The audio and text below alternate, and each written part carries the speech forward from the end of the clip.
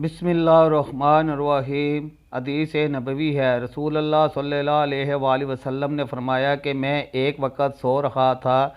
मैंने ख्वाब में देखा कि लोग मेरे सामने पेश किए जा रहे हैं और वो कुर्ते पहने हुए हैं। किसी का कुर्ता सीने तक है और किसी का इससे नीचे है। फिर मेरे सामने उमर बिन ख़त्ताब लाए गए। इनके बदन पर जो कुर्ता था इसे वो घसीट रहे थे, यानी इनका कुर्ता ज़मीन तक नीचे था। सहाबा रज़ी अल्लाह अन्हो ने पूछा कि या रसूल अल्लाह, इसकी क्या ताबीर है? आपने फरमाया कि इससे दीन मुराद है। सही बुखारी की ये हदीस है। हदीस नंबर 2।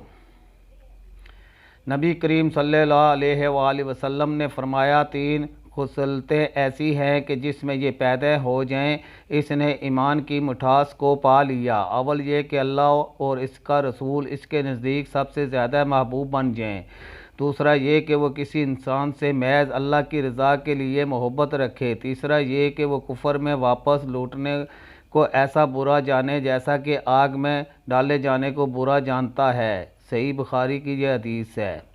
हदीस नंबर 3। हज़रत सल्लल्लाहु अलैहि वसल्लम ने फरमाया, तुम में से कोई शख्स ईमानदार ना होगा जब तक अपने भाई के लिए वो न चाहे जो अपने नफ्स के लिए चाहता है। ये हदीस भी सही बुखारी की है। हदीस नंबर 4।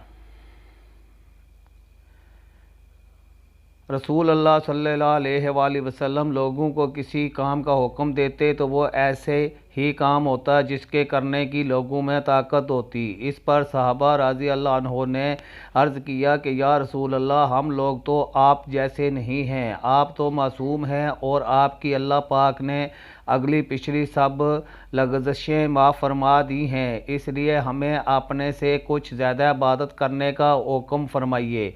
ये सुनकर आप नाराज़ हुए, हत्ता कि खफगी आपके चेहरा मुबारक से ज़ाहिर होने लगी।